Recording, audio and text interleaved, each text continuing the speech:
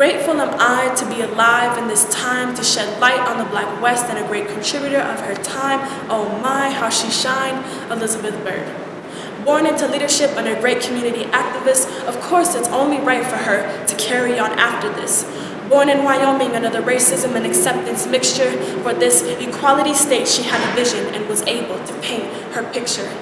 Bachelor's in education, ready to reach young minds in 1949, Laramie County School District No. 1 could only see the color of her skin and her request was denied. She smiled through the trials and perseverance and time played its part, where F.E. Warren Air Force Base gladly gave a start.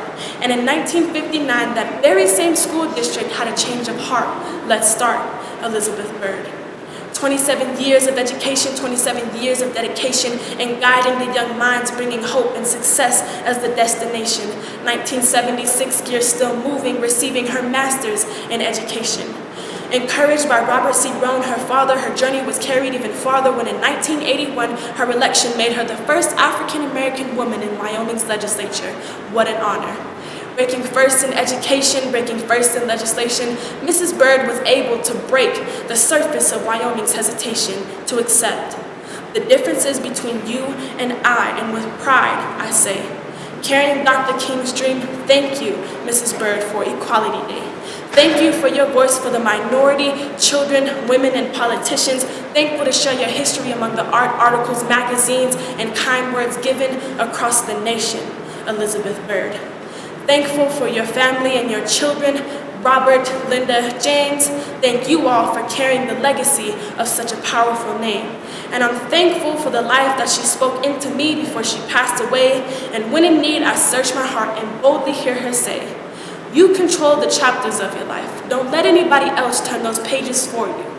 Among the greats like Maya Angelou, the caged bird sings, Elizabeth Byrd spread her wings, and as a phenomenal woman, she achieved all things. And although her chapter in the Black West has closed its book, I hope this inspires the next to take a look. As you create your own chapters, recognize she took the time to show that all lives matter. Thank you, Elizabeth Byrd.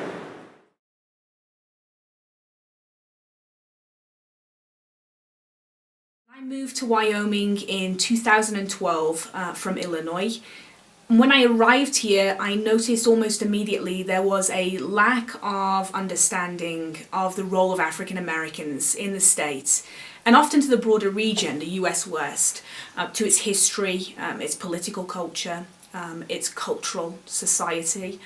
And so I decided to create a class called the Black West, in which students from Wyoming and across the US West would wrestle with the place of African Americans to the region's history.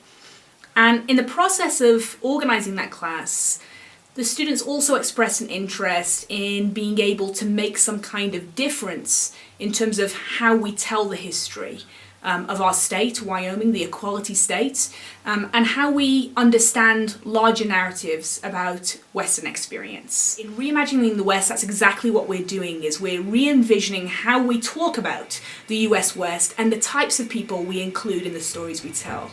And so this semester there are over 20 student projects, all on different subjects and different individuals and institutions of significance to African American history in this region.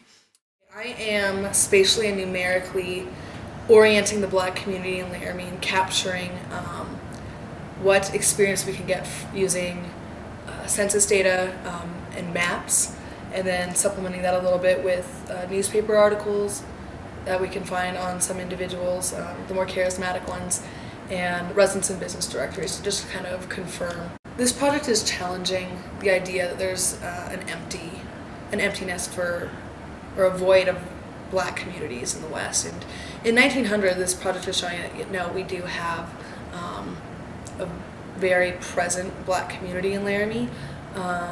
That's by no means a typical Black community in the Western states for this time period, as it didn't develop per se like other larger ones. It's really a lot of fun to be able to get your hands on primary sources, so these maps, census data, and to really, if we're engaging with the idea that this community is invisible and trying and refuting that, this is like the ultimate way to do it. I'm actually looking at people, like seeing where they were born, where they were living, and it's that's so cool. That's the coolest part about it. I'm using the primary sources to bring their experience to life, and so I'm reaching out to them to tell their story. I decided to do my project on William Jefferson Hardin. He was the first black legislator in the Wyoming House of Representatives in Cheyenne in the 1880s, and so I just decided that he was a really important person to Wyoming history, especially for African Americans. I think that there's a notion that there are just no black people in Wyoming and that there's no real rich history of remarkable African Americans in the state, and I kind of wanted to question that and bring somebody who was a remarkable African American to light. So I decided to do a historical marker application to basically have William Jefferson Hardin be honored on the Capitol complex. I think it's really sad that there has been no mention and that there's no real memory of him in Wyoming history. I also went to the Wyoming State Archives, and they do have one picture of William Jefferson Hardin that was able to be used. I feel like this is a super important project for Wyoming, and I think that this whole class project is providing visibility to African Americans in a way that hasn't probably been done before. And so this is important to not only challenge that idea that they're invisible, but also to bring to light, to illuminate their history. I think the larger purpose of these projects is to not keep history in our own minds, but to spread it more broadly to the rest of the people that live in Wyoming, to educate our community members on the role and contributions of African Americans in our state's history.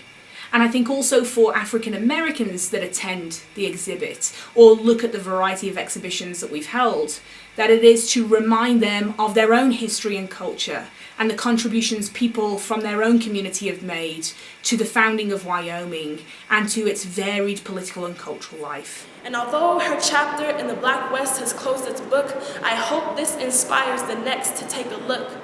As you create your own chapters, recognize she took the time to show that all lives matter. Thank you, Elizabeth Bird.